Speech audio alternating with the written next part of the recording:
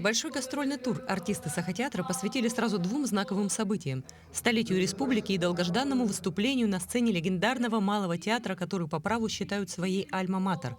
Поэтому нынешние большие гастроли получили поэтичное название «Учитель перед именем твоим». Выступали на сцене Александринки, а вы знаете, что выдающийся художник Геннадий Петрович Сотников обучил всех художников нашего театра.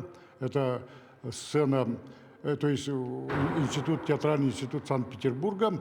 А мы 6 поколений актеров, уже 70 лет, больше 70 лет учимся в школе малого театра. И мы решили со своими спектаклями, с одной стороны, выдержать еще раз экзамен, но с другой стороны, мы решили поклониться учителям. Спектакли вызвали у столичного зрителя неподдельный интерес. Залы во всех 3 городах были переполнены. Классические пьесы Шекспира, Айтматова и Пиранделла в трактовке якутских режиссеров показали привычные сюжеты с нового ракурса, вложили в них новые смыслы. И зрителю это понравилось.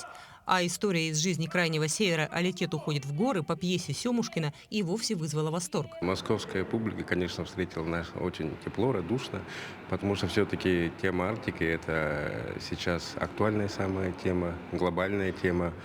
И про малочисленных народов тоже для них было смотреть очень интересно.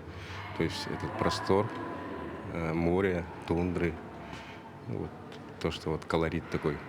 Помимо спектаклей, особое впечатление на московскую театральную общественность произвела церемония передачи роли короля Лира из одноименного спектакля Сахатеатра.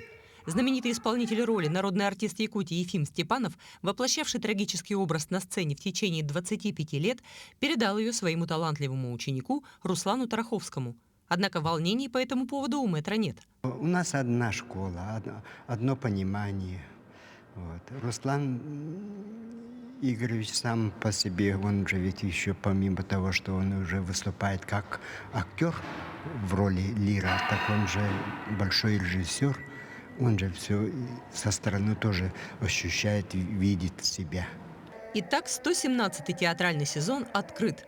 Основной гастрольный тур закончен, однако впереди у Сахатеатра еще поездка в Мирнинский район, а якутского зрителя ждет встреча с Национальным театром Калмыкии, который даст первый спектакль в Якутске уже 14 октября в рамках программы «Большие гастроли». Анна Пшенникова, Джулус Иннокентьев, Якутск.